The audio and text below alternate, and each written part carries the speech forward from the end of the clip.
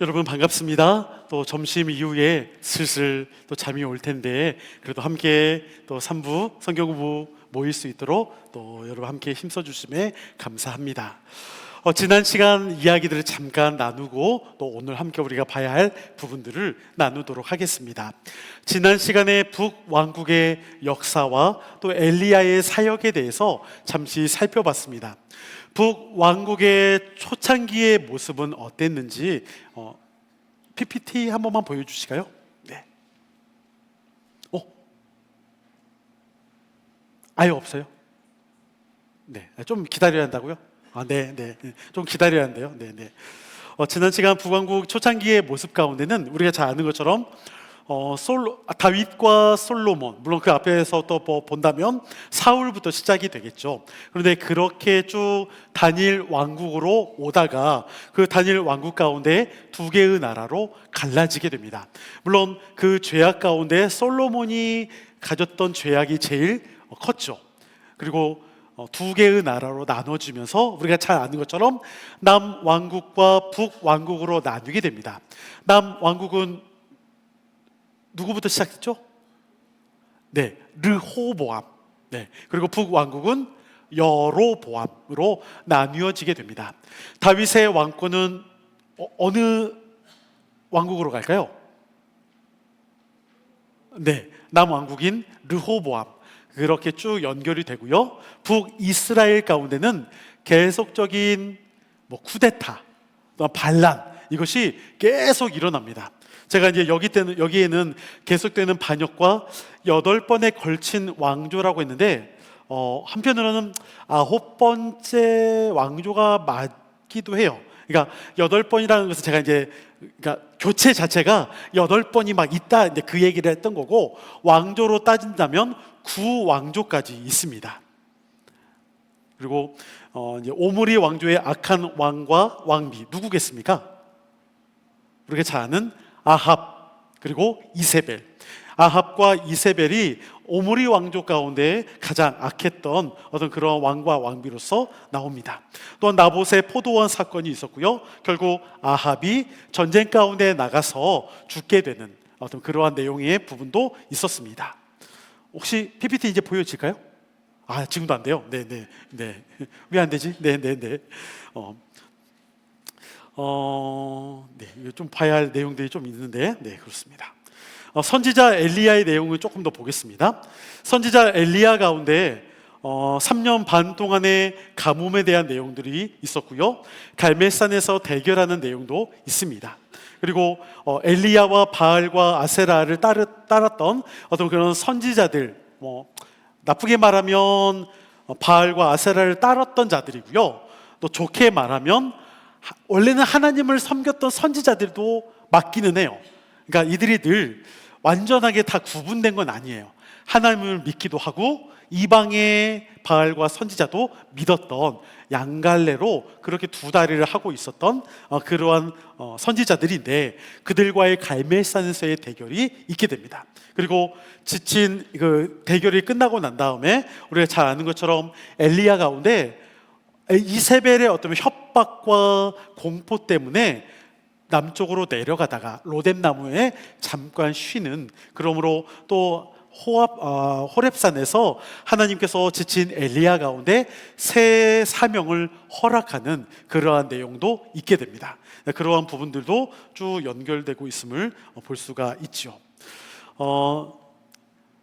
열왕기하 1장 가운데는 네, 이제 됐다고 이제 사인이 왔습니다. 네, 방송실 4명이 다 이렇게 하고 있어서 네, 감사합니다. 네, PPT 한 번만 보여주시면 네, 이거 다음 거 한번 볼까요? 네, 북왕국의 왕들은 선한 왕이 있었다 없었다? 없었어요. 다 19명의 왕 다 악한 왕으로 평가받습니다. 이거 한 번만 다음 거 한번 보여줄까요? 네. 이게 이제 북왕국 분열 왕국 가운데 있었던 북이스라엘의 모습인데요. 이게 여로보암, 여러분 잘 안 보이죠? 글씨가 작아서. 그렇죠?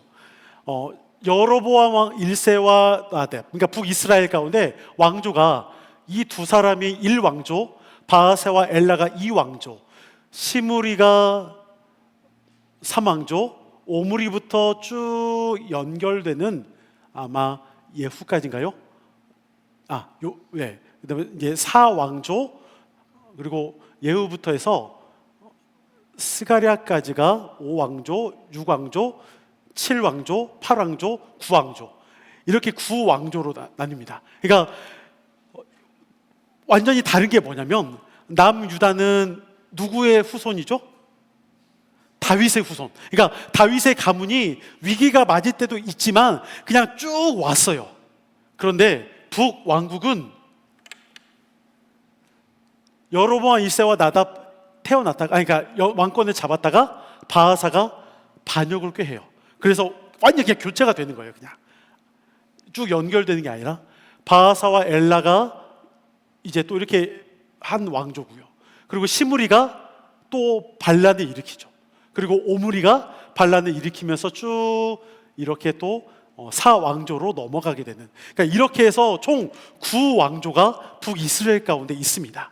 그러니까 계속해서 반란과 반역, 이러한 것들이 일어나는 모습을 볼 수가 있다라는 것이죠. 그러니까 그런 것은 무엇을 의미합니까? 북이스라엘은 한 왕조로 정통성을 갖지 못했다는 거죠. 하나님으로부터 그래서 인정을 받지 못합니다. 그러니까 그러한 내용들이 쭉 있는데, 오늘은 이제 아하시아 가운데 내용을 잠깐 열왕기하 1장에서 보면서 그 뒤에 엘리야 플러스 엘리사의 사역에 대한 내용을 보겠습니다. 아하시아의 죽음. 아합이 죽고 난 이후에 그의 아들 아하시아가 왕이 됩니다. 그는 왕궁 난간에서 떨어져 병이 들었습니다. 사자를 보내서 에그론의 신이 누굴까요? 바알세붑인데, 우리 열왕기하 1장 3절과 4절 말씀 한번 띄워주시면 우리 이 말씀 함께 읽어보겠습니다. 시작. 여호와의 사자가 드셋 사람 엘리야에게 이르되, 너는 일어나 올라가서 사마리아 왕의 사자를 만나 그에게 이르기를, 이스라엘의 하나님이 없어서 너희가 에그론의 신 바알세붑에게 물으러 가느냐? 그러므로 여호와의 말씀이 내가 올라간 침상에서 내려오지 못할지라 내가 반드시 죽으리라 하셨다 하라. 엘리야가 이에 가니라. 여러분, 여기서 에그론이라는 동네가 나오는데요, 에그론은 어떤 동네냐면 블레셋의 5도시 중에 하나입니다. 혹시 이 PPT 지도 있을까요? 여러분, 왼쪽에 그림이 뭐처럼 보입니까? 벌? 뭐 꼬랑지가 이렇게 살짝 뭐가 침이 있는 것처럼 보이면 벌 같고요. 근데 실제로는 팔입니다. 그러니까 왜 제가 파리를 넣냐면, 이 바알세붑이라는 이방의 이 블레셋의 어쩌면 이런 신의 이름의 뜻이 바알은 주님, 왕이라는 뜻을 갖고 있습니다. 그리고 세붑은 팔이라는 뜻이에요. 그러니까 이거 여러분이 합쳐지면 뭔 뜻입니까? 왕팔이에요. 이거 제가 하는 말이 아니라 실제로 그 뜻이 왕팔이에요. 바알세붑이.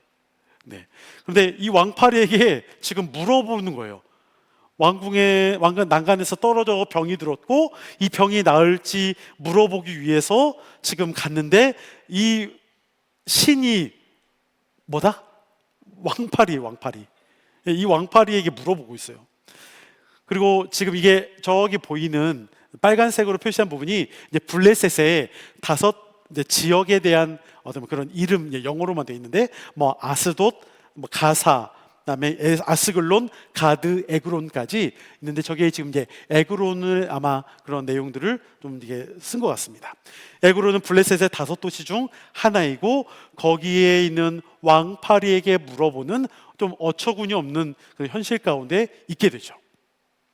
결국 그 일 때문에 아하시아는 침상에서 내려오지 못하고 죽게 됩니다. 왕파리가 무슨 힘이 있겠습니까? 그렇죠. 왕파리가 할 수 있는 것이 아무것도 없겠죠. 그 다음에 열왕기하 2장에 가면 엘리야의 승천이 있습니다. 엘리야는 죽음을 보지 않고 불수레와 불말이 나타나 회오리 바람에 들려 하늘로 올라갔습니다. 열왕기상의 마지막과 열왕기하의 처음은 자신만을 위해 평생을 살았던 아합 왕의 비참한 최후와 하나님의 사람 엘리야의 승천을 대비해서 보여주고 있습니다. 아합의 죽음은 열왕기상 22장에 등장하고 있고 엘리야의 승천은 열왕기하 2장인데 둘 다 마차를 타고 있습니다. 그런데 아합은 원래는 북이스라엘의 왕의 어떻게 보면 모습에서 와야 하는데, 그런데 왕의 입장에서 전쟁을 치르는 것이 아니라 결과적으로 사병의 옷을 입고 전쟁에 뛰어들었다가 어처구니 없이 활을 맞아 죽게 되는 일이 있게 되죠. 엘리야도 어떻게 보면 불병거 불수레와 함께 그렇게 하늘로 올라가는 모습, 대조되는 모습처럼 보여지지만 엘리야의 모습은 전적으로 하나님이 기뻐하시는 그 선지자로서의 역할을 감당했다라는 것을 봅니다. 즉 한 사람의 불병거 수레는 하늘로 올라가게 되고 아합이 탔던 마차는 결국 그는 죽게 되는 모습, 즉 아래로 내려가게 되는 모습을 그렇게 대조해서 보여주는 모습이다 생각할 수 있습니다. 그렇다면 이제 엘리야의 뒤를 이어서 누가 등장할까요? 엘리사. 엘리사 이름의 뜻은 하나님은 구원이시다라는 뜻입니다. 하나님은 구원이시다. 열왕기하 2장부터 9장까지의 내용입니다.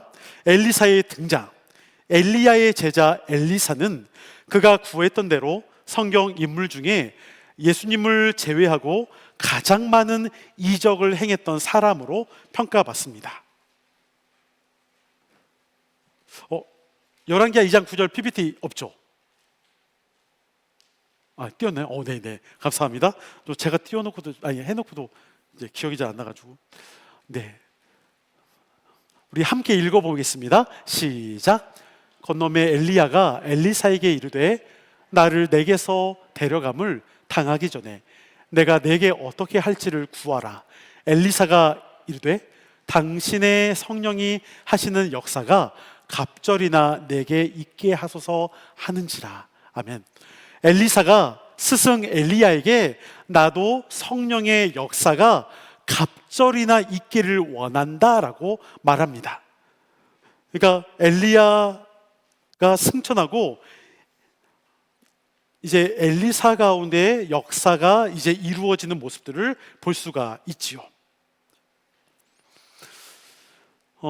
엘리야가 승천하고 엘리야의 하나님 여호와는 어디 계십니까? 하며 엘리야의 겉옷으로 요단강을 치니까 물이 이리저리 갈라지고 엘리사가 요단강을 건너갔습니다. 그때부터 엘리사의 사역이 시작됩니다. 엘리사가 여리고성에 있을 때 사람들이 물이 좋지 않아서 열매를 못 맺는다고 하니까 물의 근원을 찾아서 뭘 던질까요?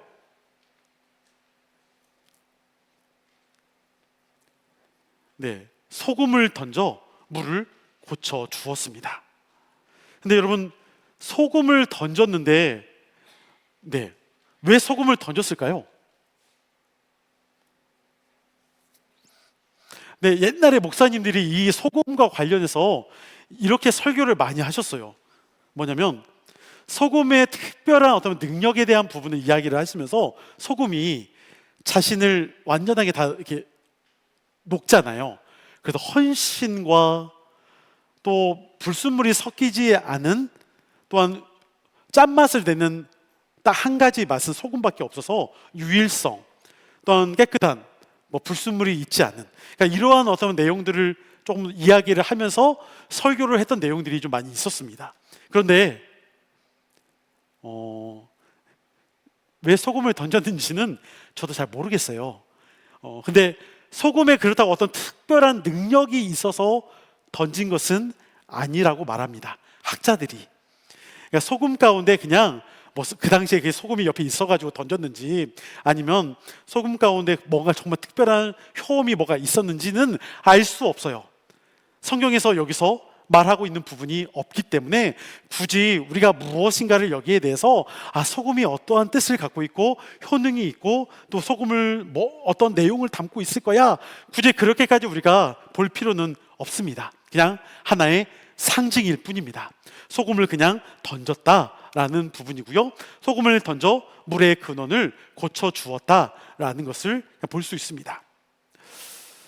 두 번째, 이스라엘의 모압의 전쟁, 이스라엘과 모압의 전쟁, 열왕기하 3장의 내용입니다. 아합이 죽은 후 모압 왕이 배반하자 유다의 여호사밧 왕과 이스라엘의 여호람 왕 그리고 에돔 왕이 연합하여 모압을 공격합니다. 하지만 7일 만에 군사들과 가축들을 먹일 물이 없자 여호람 왕은 하나님을 원망합니다.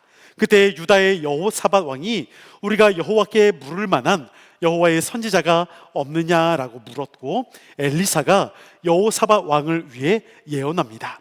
여기서 한 가지 생각할 것은, 여호람은 신앙도 없이 금송아지를 섬기고 우상을 섬기면서 위급한 때에만 하나님을 찾는 어리석은 왕처럼 보여집니다. 물론 위급의 상황 때라도 찾는 것은 당연합니다. 그런데 믿음의 사람들은 어느 때이든 하나님께서 우리의 왕 되시며 주인 되심을 믿는 일이 늘 있어야 하겠습니다.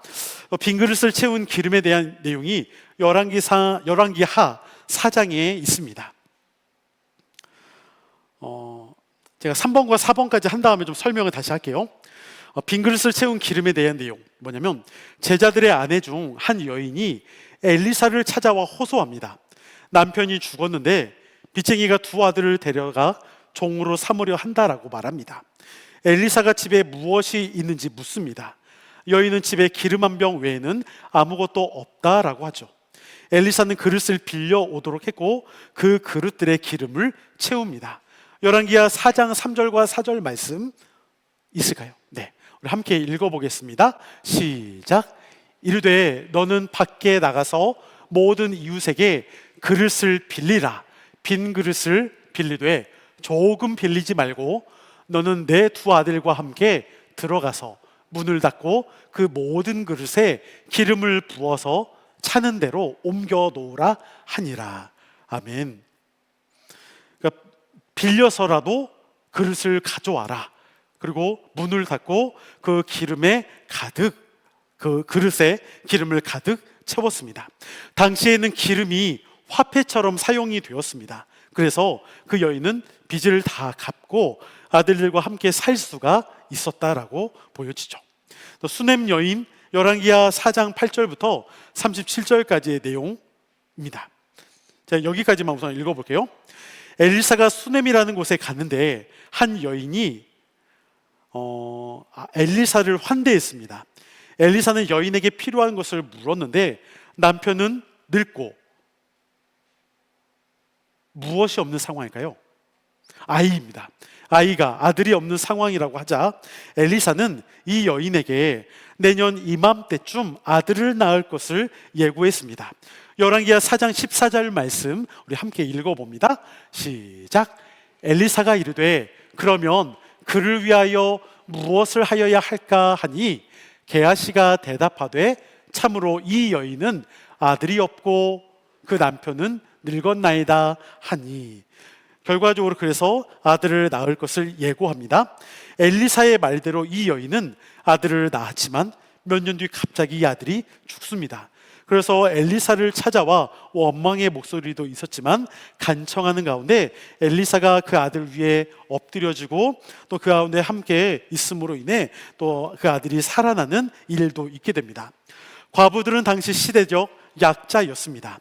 보통 과부들은 가난하게 묘사되는데 수넴 여인은 생활이 넉넉하고 남편도 있었지만 아이가 없었습니다. 그런 여인의 상황을 들어주시고 죽음 가운데서도 살리신 놀라우신 하나님의 능력을 통해 하나님은 모든 어려움을 해결하시며 생명도 구원하시는 분이심을 보여주고 있습니다. 하나님은 구원입니다. 제가 이제 여기까지 읽었던 이유는 뭐냐면요, 엘리사의 사역의 대부분이 엘리야의 사역과 비슷해요. 완전 똑같지는 않지만 비슷한 내용들이 많이 있습니다. 그러니까 아까 위에서 말했던 거, 그 빈 그릇을 채운 기름 가운데 있는 것도 알고 보면 엘리야도 그 어떤 그 가정 가운데 그 과부와 아들이 있었는데 집이 너무 가난하니까 먹고 죽으려고 하는 어떤 그러한 상황에서 엘리야가 그것을 나에게 만들어 와라, 먹을 것을 만들어 주면은 또 거기에 채워주는 은혜를 또 이야기를 했었죠. 수넴 여인 가운데도 어쩌면 여인 가운데 그 가정 안에 어떤 죽게 되는 어떤 그런 상황에서도 엘리야 역시도 함께 그 사역 가운데 죽음에서 생명으로 건져줬던 어떤 그러한 내용도 있습니다. 그러니까 그러한 내용들을 계속 엘리사가 따라가는 것처럼 보여집니다. 그런데 여기는 중요한 내용이 있습니다. 뭐냐면 당시의 북이스라엘, 어떻게 보면 북이스라엘 가운데는 희망과 소망이라고는 없던 때였죠. 그러니까 그러한 어떤 위기의 상황 가운데 사람들은 왕들을 통해서는 어떤 소망이라고는 갖지를 못했어요. 그러니까 누구를 의지했을까요? 엘리야. 선지자들을 통해서 하나님이 말씀하시는 것에 귀 기울일 수밖에 없었습니다. 그런데 그 엘리야가 지금 어떻게 됐어요? 없어요. 하늘로 올라가 버렸어요. 그러니까 그 뒤를 이어서 누가 필요하냐면 엘리야처럼 그러한 사역을 함께 해나갈 수 있는 사람이 필요해요. 그래서 엘리사는 자신의 스승이었던 엘리야의 뒤를 이어서 동일한, 아니 좀 비슷한 그러한 사역들을 함께 해나감으로 인해서 여전히 하나님께서 그 북이스라엘 가운데 함께하고 있다, 하나님이 돕고 계시다, 하나님이 지켜주고 있다라는 것을 말하고 있습니다. 그러한 내용들이 계속해서 등장하고 있음을 우리가 볼 수 있습니다. 여기까지만 잠깐 하고요, 잠깐 쉬겠습니다. 네. 기지개 펴시고, 화장실 다녀오신 분들 화장실 다녀오시고, 물 마실 분들 물 드시고, 네, 잠깐 쉬겠습니다.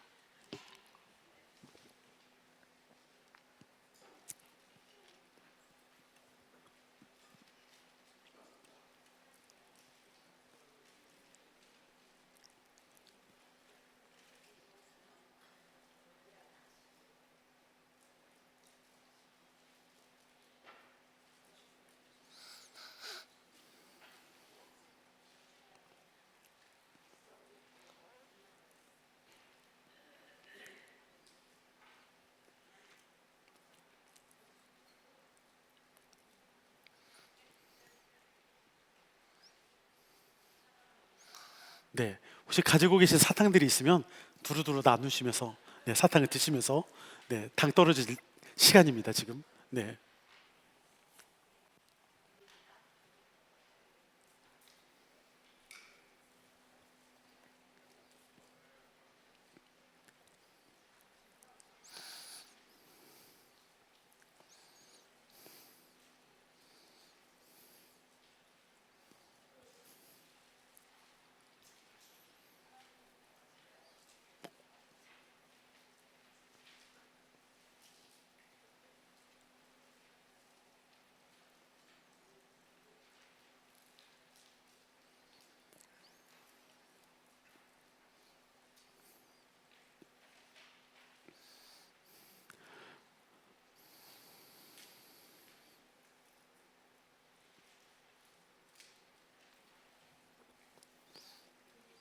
네, 다시 이어가도록 하겠습니다. 5번, 나아만 장군의 나병을 고치는 사건입니다.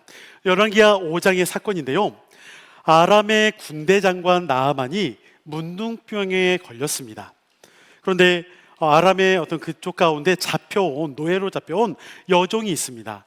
소년데 이 여종 가운데 말을 듣고 아마도 이 어린아이의 말을 듣고 이 나아만 장군이 문둥병을 고치기 위해 엘리사를 찾아옵니다. 당시에 여기 이 어린아이는 아마도 이스라엘 소녀였던 것으로 보여집니다. 그러니까 엘리사를 찾아가 이렇게 표현하면 그럴까요? 네, 영험하니까, 네, 엘리사가 기적과 이적을 일으키고 병든 자도 고치고 죽은 자를 살리는 그런 어떤 내용에 대해서 쭉 이야기를 했겠죠.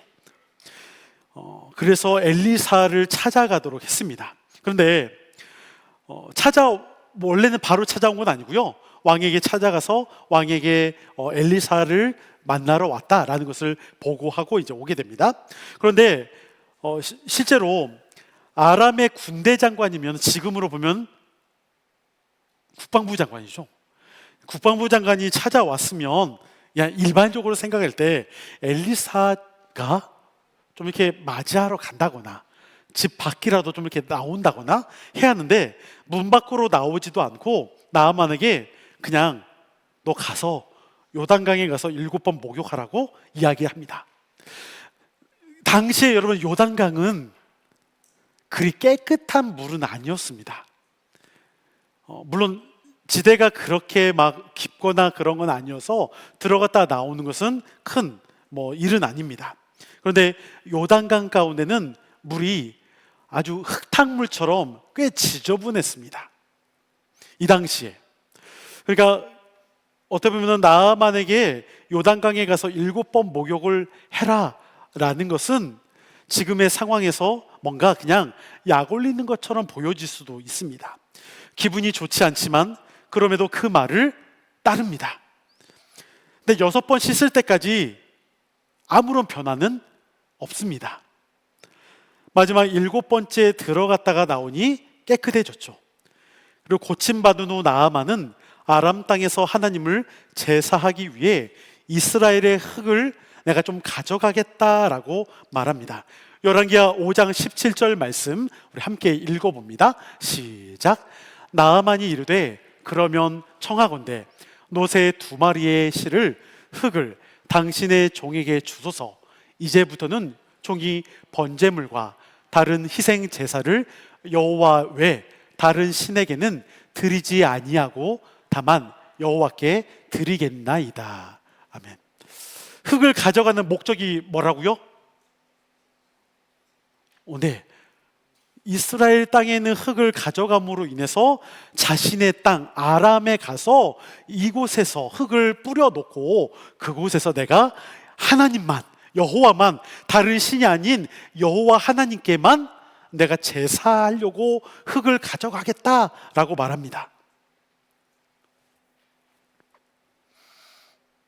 예전에 성지순례 가시면 이렇게 사해 물인데 요단강 물이 이렇게 한 병씩 이렇게 떠오시는 분들이 있다고 들었었는데 혹시 교회는 없으셨나요?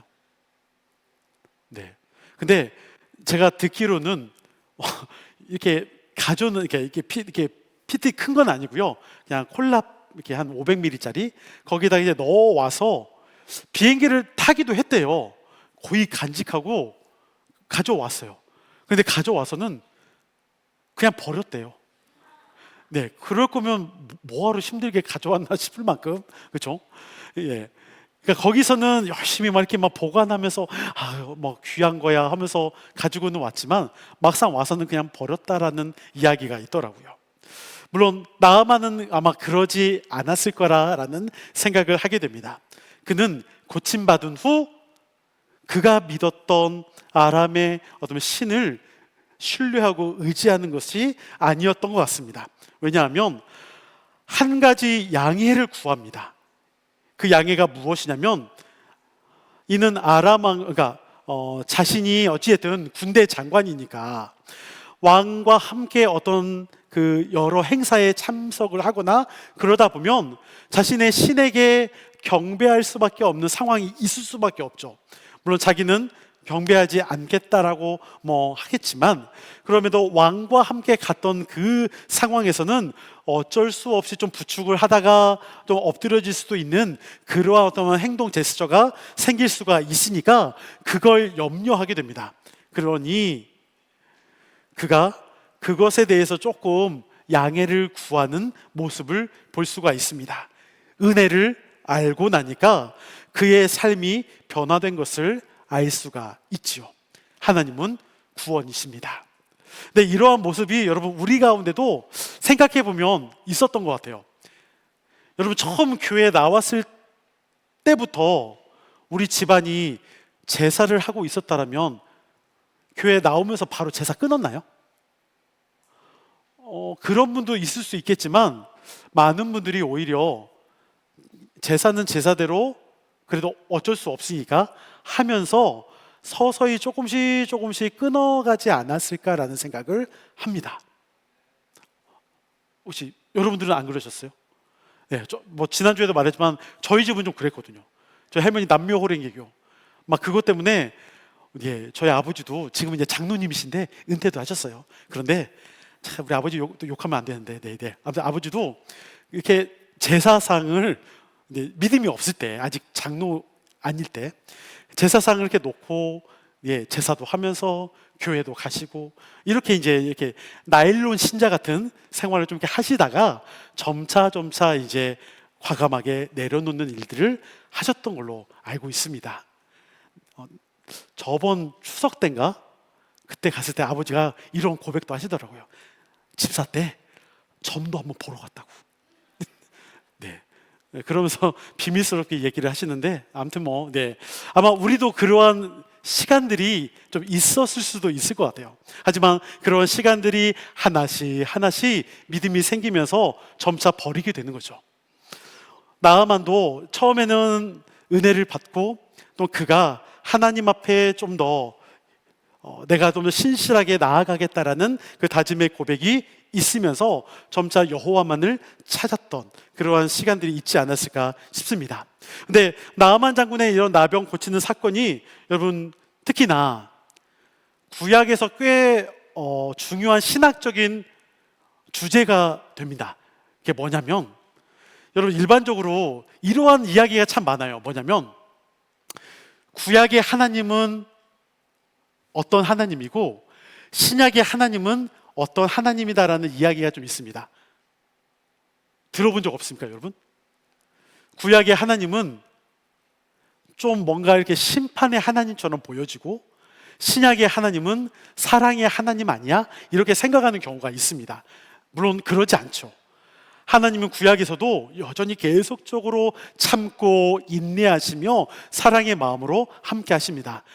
근데 그 하나님께서 여러분 일반적으로는 구약에서는 이스라엘 백성들만 하나님의 백성처럼 선민으로 붙잡아 놓은 건 아니냐라고 생각할 수 있죠. 그런데 물론 그 내용이 크기는 합니다. 그렇지만 그렇다고 하나님께서 이스라엘 백성들만 하나님의 백성으로서 붙잡으려는 어떤 그러한 행동을 취한 건 아닙니다. 이 말이 뭐냐면 이방인들에 향한 하나님의 사랑이 분명히 있었다라는 것이죠.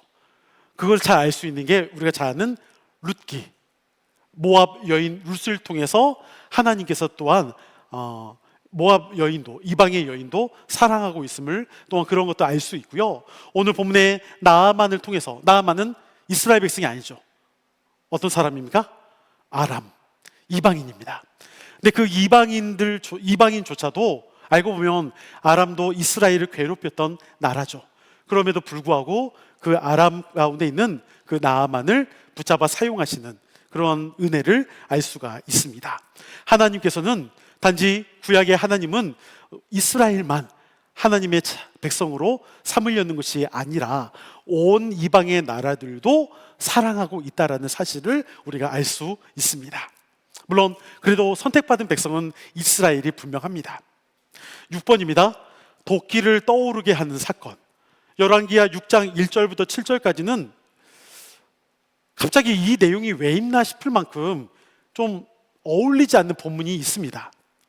뭔 말이냐면 이제 선지자 후보생들이 있는데 선지자 후보생들이 이제 기숙사 가운데 있는데 좀 이게 사람들이 많이 모이니까 집이 부족해요. 기숙사가. 그래서 좀 더 늘리려고 나무를 이제 팹니다. 집을 좀 만들어야 하니까. 근데 도끼질을 하다가 이 도끼가 호수에 풍덩하고 들어가 버렸어요. 여러분 혹시 여기까지만 들으면 우리가 생각나는 동화 있지 않습니까? 네, 맞아요. 금도끼, 은도끼. 비슷한 것처럼 느껴져요. 뭐 산신령이 나타나서 막 이렇게 할 것 같지만 전혀 그런 건 없고요. 근데 여기서도 엘리사가 그 도끼를 또 건져내주는 어떤 그런 놀라운 일이, 은혜가 있게 됩니다. 그러니까 근데 여기서 참 신기한 것은, 아니 도끼 하나 건져내는데 굳이 막 엘리사의 힘이 필요하고 뭐 그럴까 이렇게 생각할 수 있잖아요. 좀 그 뒤 밑에 뭐 아람의 군대를 물리친다던가, 아니면 뭐 기름을 붓는다던가, 아니면 나아만 장군의 뭐 이렇게 병을 고친다던가, 아니면 그 또 위에 있는 수넴 여인 가운데 죽은 아들을 이렇게 살려준다던가, 뭔가 좀 그러한 기적과 이적이라고 보여지는 것을 행하면 그게 좀 이해가 되는데, 아니 무슨 도끼질하다가 도끼 빠졌는데 그걸 건져내주고 막 이런 걸 성경에 기록하나 싶은 내용이 있다라는 거죠. 그런데 엘리사를 통해서 하나님이 말씀하시는 것은 앞에서도 이야기했던 것처럼 엘리야라는 하나님의 능력의 사역자를 계속해서 북이스라엘 가운데 하나님이 사용하시는 능력의 사람으로 엘리사를 부르셨지만, 이 엘리사는 아까 말했던 것처럼 갑절의 능력을 받았죠. 그러니까 엘리야의 뒤를 잇지만 또 다른 점이 뭐냐면, 일반 사생활, 그냥 우리가 생각할 때 백성들의 삶에서 계속적으로 활동했던 선지자이기도 했다라는 것을 보여줍니다. 그러니까 이 말은 또 무엇을 의미하냐면, 하나님께서 우리의 삶의 작은 부분 가운데도 개입하셔서 우리 가운데 늘 작고 큰 문제 가운데서도 늘 함께하고 있다라는 것, 그것을 우리에게 말씀해 주는 부분도 있습니다. 7번과 8번은 아람 군대를 물리치고요, 또 하사엘에게 기름을 부은 사건이 있고요.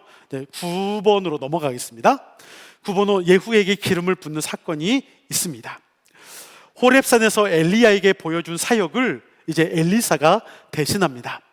호렙산에서 보여준 사건이 무엇이냐면, 하사엘 가운데 기름을 붓고, 또한 그 하사엘이 죽임을 당하게 되는 어떠한 그러한 일이 있게 되는 일이 쭉 있습니다. 다메섹으로 가서 아람 왕 하사닷의 군대 장관인 하사엘에게 기름을 붓습니다. 그가 부끄러워하며 우니 하사엘이 엘리사에게 묻자 엘리사가 대답합니다. 앞으로 있게 될 악행 때문에 우는 것입니다. 우리 열왕기하 8장 11절 말씀 함께 읽어봅니다. 시작. 하나님의 사람이 그가 부끄러워하기까지 그의 얼굴을 쏘아 보다가 우니. 아멘. 하사엘이 앞으로 행할 그 악행, 그 모습 때문에 울게 됩니다. 엘리사가 제자 하나를 보내 예후에게 기름을 붓게 합니다. 예후는 반란을 일으켜 아합의 막내였던 요람 왕을 죽이고 스스로 왕이 됩니다. 또한 예후는 이세벨을 죽이기 위해 왕궁에서 사람을 모았고, 결국 예언대로 이세벨은 나봇에게서 포도원을 빼앗아 자기 정원을 삼았는데 결국 이스라엘 평지에 떨어져서 죽게 되는 일이 있게 되고, 개들이 뜯어 먹게 되는 내용도 있습니다. 제가 위에 거 빼먹었네요. 열왕기하 8장 12절 말씀 읽어봐야 하는데, 우리 이거 함께 읽어봅니다. 시작. 하사엘이 이르되 내 주여 어찌하여 우시나이까 하는지라. 대답하되 내가 이스라엘 자손에게 행할 모든 악을 내가 알미라. 내가 그들의 성에 불을 지르며 장경을 칼로 죽이며 어린아이를 맺히며 아이뱀 부녀를 가르리라 하니. 아멘. 그러니까 하사엘에게 기름을 붓기는 붓는데 하나님의 명령이니까. 근데 이 하사엘이 하는 일이 어떤 거예요? 아주 흉악한 일을 하게 되는 거예요. 그러니까 하나님의 명령이니까 어쩔 수 없이 하기는 해야 돼요. 그런데 이 하사엘이 행할 일이 너무 악하니까 사람을 죽이고 부녀를 배를 가르고 또한 아이를 맺히고 장정을 칼로 죽이는 흉악스러운 일을 하는 것을 볼 수밖에 없으니까 울게 됩니다. 물론 그것을 통해서 이 아합 집안을 하나님께서 심판하시는 목적으로 사용은 하십니다. 그럼에도 불구하고 이런 잔혹한 일을 할 수밖에 없는 그런 사람에게 기름을 부어야 하는 자신의 어떤 그런 사명에 대해서도 때로는 참 가혹하다 싶은 그런 생각이 들 수밖에 없었겠죠. 아합과 이세벨 가운데 포도원을 빼앗아 자기 정원을 삼고, 또한 이것 가운데 또 예언했던 내용들이 있습니다. 제가 그것까지 넣었죠? 없나요? 뒤에 마지막인가요? 네, 있습니다. 열왕기하 9장 36절과 37절에 보면 우리 함께 읽어봅니다. 시작. 돌아와서 전하니 예후가 이르되 이는 여호와께서 그 종 디셉 사람 엘리야를 통하여 말씀하신 바라. 이르시기를 이스라엘 토지에서 개들이 이세벨의 살을 먹을지라 그 시체가 이스라엘 토지에서 거름같이 밭에 있으리니 이것이 이세벨이라고 가리켜 말하지 못하게 되리라 하셨느니라 하였더라. 아멘. 결과적으로 나봇의 포도원을 빼앗았던 어떤 그러한 이세벨 아합 가운데 하나님이 열왕기 상에서 심판하시고자 했던 예언의 말씀이 있었습니다. 물론 그것이 이루어졌고 열왕기 하에서도 한 번 더 말합니다. 그런데 이것이 실제로 이루어지는 내용을 볼 수가 있지요. 하나님께서 악을 행했던 그러한 자들 가운데 결코 내버려 두지 않으시고 심판하시는 내용을 볼 수가 있습니다. 우리가 함께 오늘 좀 이제 내용을 좀 살펴봤는데요. 엘리사를 통해서 하나님께서 이루어 가시는 하나님의 나라, 이것은 엘리야의 뒤를 이었기 때문에 엘리야의 많은 사역과 유사합니다. 하지만 그러면서도 갑절의 은혜를 받았기 때문에 엘리사는 더 분주하게 더 많은 곳에 사람들이 또한 있어야 할 곳에 가서 정말 계속적으로 많은 기적과 이적을 베풉니다. 그래서 예수님이 이적을 행한 것 이후에 가장 많은 이적을 행한 것이 엘리사라고 말한 만큼 그렇게 분주하게 나아갔던 것을 볼 수가 있습니다. 이런 엘리사의 사역을 통해서 북이스라엘 가운데 아직은 하나님이 포기하지 않으셨습니다. 아직은 계속적으로 악함 가운데 있는 그곳을 향해 엘리사를 통해서 계속적으로 하나님이 돌아올 수 있도록, 하나님의 은혜를 체험할 수 있도록 계속 하나님이 노력하시고 붙잡아 주시는 것을 볼 수가 있습니다. 저는 그러한 하나님의 은혜와 수고가 지금의 저와 여러분들 가운데도 계속적으로 함께 할 수 있기를 원합니다. 그를 기억하는 저와 여러분이 되면 좋겠습니다. 네, 질문이 있을까요? 네, 알겠습니다. 기도하겠습니다. 거룩하신 아버지 하나님, 오늘 또 엘리사의 또 사역을 함께 간단하게 살펴보면서 하나님께서 엘리사를 통해 하실 여러 일들이 많음을 또 보게 됩니다. 그가 엘리야의 뒤를 이어서 또 여러 사역을 또한 감당해 나갔습니다. 엘리야보다 더 갑절의 또한 영성과 은혜를 통해 작은 일에도 또한 열심히 사역했던 모습을 볼 수가 있습니다. 하나님께서 그 북이스라엘 땅 가운데 결코 아직은 포기하지 않으셨음을 알 수 있습니다. 그 선지자를 통해 하나님께서 계속적으로 수없이 많은 기적과 이적을 베풀도록 하셨고 그 땅 가운데 계속해서 더 많은 선지자들이, 더 많은 사람들이 하나님의 은혜를 체험할 수 있도록 하셨습니다. 하나님, 그 하나님께서 이 땅에 날마다 우리에게 예수 그리스도를 보내주셨고 그 예수 그리스도를 통해서 우리가 날마다 기적과 이적을 체험하도록 하셨습니다. 우리가 더욱 그것을 안다라면 우리의 삶에서 그 예수님만 신뢰하고 의지하는 하나님의 자녀들이 될 수 있도록 붙잡아 주시옵소서. 이제는 우리 주 예수 그리스도의 은혜와 아버지 하나님의 무한하신 사랑하심과 성령님의 감동, 역사, 교통 충만하심이 오직 하나님의 은혜 안에 살기를 소망하며 하나님께서 날마다 우리의 모든 삶을 주관하시고 이끌어 가심을 믿고 더욱 분주하게 주의 은혜 안에 살기를 소망하는 하나님의 자녀들, 예배하는 우리 모든 백성들 또한 성도들 가운데 또 우리의 가정과 직장과 삶과 모든 일들 가운데 영원토록 함께 하시기를 간절히 축원하옵나이다. 아멘.